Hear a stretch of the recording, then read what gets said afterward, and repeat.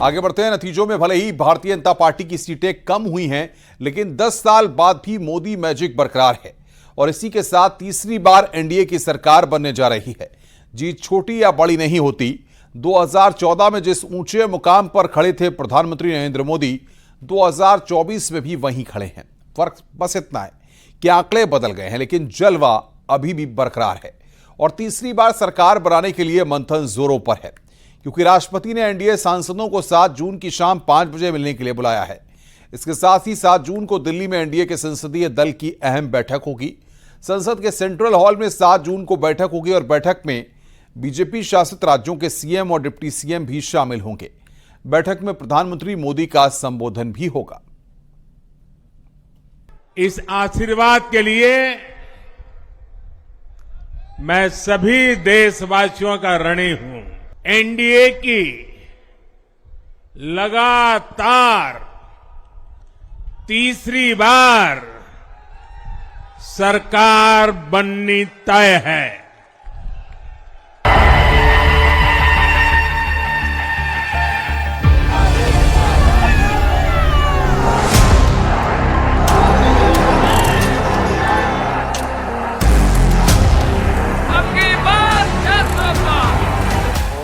कहता है ये 10 साल में जो विकास हुआ है ना, वो तो सिर्फ ट्रेलर है, ट्रेलर।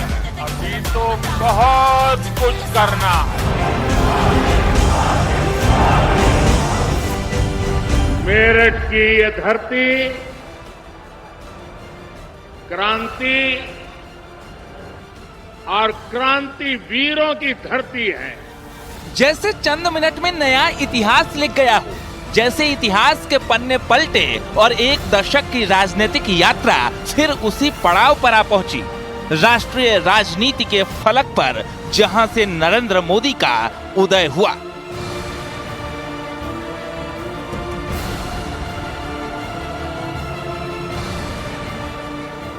2014 से 2024 मेरठ की ये धरती क्रांति और क्रांति वीरों की धरती है। 10 साल के अंतराल के बाद क्रांति वीरों की धरती मेरठ को मोदी ने चुनावी प्रचार के शंखनाद को यूं ही नहीं चुना था। गुजरात के मुख्यमंत्री रहते हुए भी उन्होंने लगातार जीत की हैट्रिक लगाई थी। बतौर प्रधानमंत्री भी नरेंद्र मोदी ये इतिहास रच रहे हैं, तो इसकी सबसे बड़ी वजह है मोदी नाम की गारंटी। मोदी का रचा ये नारा 24 के चुनाव का ब्रह्मास्त्र बना। मोदी का सपना भी है और मोदी की गारंटी भी है।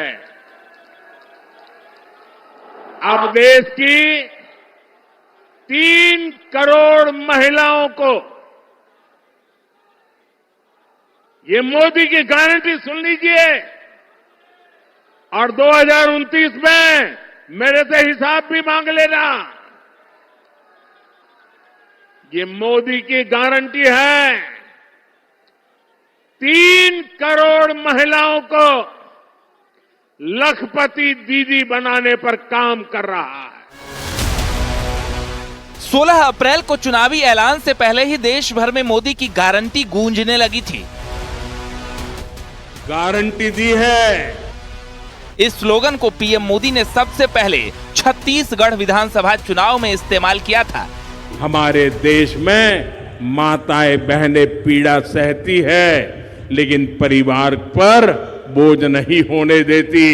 ये पीड़ा ये गरीब मां का बेटा समझता है और इसलिए आपके इस बेटे ने गारंटी दी है कि मेरी मां, अब तेरा 5 लाख रुपया तक का बिल ये तेरा बेटा दे देगा, तेरा बेटा दे देगा। साथियों, मोदी आने गारंटी पूरी करने की गारंटी है। मगर नरेंद्र मोदी की गारंटी पर जनमानस का अटल विश्वास महज चुनावी नारा भर नहीं। 24 के चुनाव में जनता ने मोदी के अथक परिश्रम और पुरुषार्थ की पराकाष्ठा भी देखी।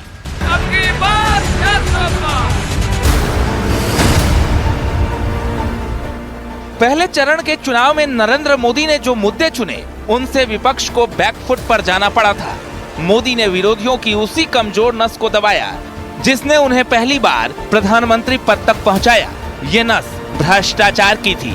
करप्शन पर हल्ला बोलकर नरेंद्र मोदी ने पहले चरण का रुख पूरी तरह बीजेपी के पक्ष में मोड़ दिया। वहीं इंडिया गठबंधन में करप्शन के आरोपों में घिरे तमाम क्षेत्रीय छत्रप इस हमले का जवाब भी तलाश नहीं पाए।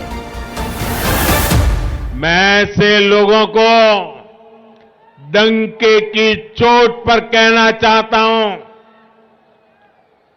भ्रष्टाचार के खिलाफ कार्रवाई होके रहेगी।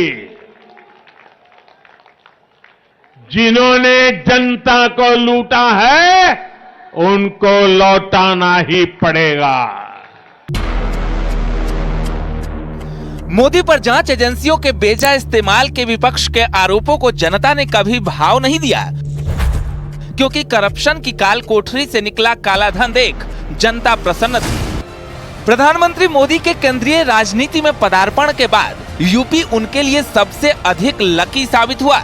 चाहे काशी को कर्मभूमि चुनने की बात हो या फिर मेरठ से हर बार चुनावी शंखनाद करना, यूपी से प्रचंड आरंभ ऐतिहासिक नतीजों तक पहुंचने का रास्ता आसान करता गया। मेरठ की इस धरती के साथ ही मेरा कुछ अलग ही रिश्ता है। 2014 में और 2019 में मैंने अपने चुनाव अभियान की शुरुआत यही मेरठ से की थी। अब आते हैं उस सवाल पर कि मोदी मेरठ से ही क्यों हर बार अपने चुनावी प्रचार का आगाज करते हैं। इसके पीछे कोई टोटका नहीं, मोदी का यकीन है, खुद की मेहनत और चुनावी मैनेजमेंट पर उनकी अपनी सोच है। नरेंद्र मोदी ने चुनाव के लिए 100 डेज की टाइमलाइन तय की थी, जिसका एक एक कदम नपा और सधा हुआ रखा जाना था। जैसे पहले 2 चुनावों में मोदी करते रहे, यानी सभी पहलुओं पर सोचकर, तमाम समीकरण को समझकर जाटलैंड को पीएम मोदी अपने चुनाव प्रचार के स्टेज के लिए चुनते हैं।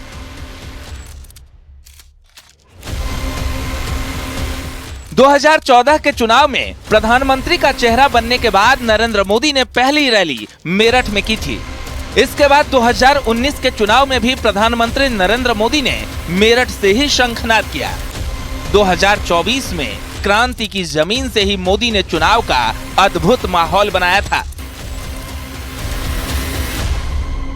देखिए, अगर 2014 और 19 के तुलना में हम देखें तो ये अपने आप में एक ऐतिहासिक जीत है, ऐसा बिल्कुल कहना चाहिए। और ये जीत, ठीक है, इस पूरे प्रचार में प्रधानमंत्री नरेंद्र भाई मोदी को सेंटर में रखा गया, भाजपा की ओर से, एनडीए की ओर से, और बहुत ही आक्रामक प्रचार किया गया। राष्ट्रवाद का मुद्दा जिसको लेकर बार बार कहा गया कि इस बार के चुनाव में कोई मुद्दा नहीं है, पर यह मुद्दा था।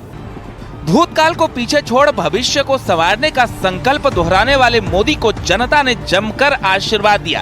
वैसे भी ये अकाट्य तथ्य है कि फिलहाल मोदी के मुकाबले में कोई नहीं, न उनके जैसी रणनीति किसी के पास, न उनके जैसे ओजस्वी विचार किसी के पास, न ही मोदी जैसी दूरदृष्टि किसी के पास। इसलिए चुनावी दंगल में मोदी अकेले सब पर भारी पड़े। Bureau report, news 18।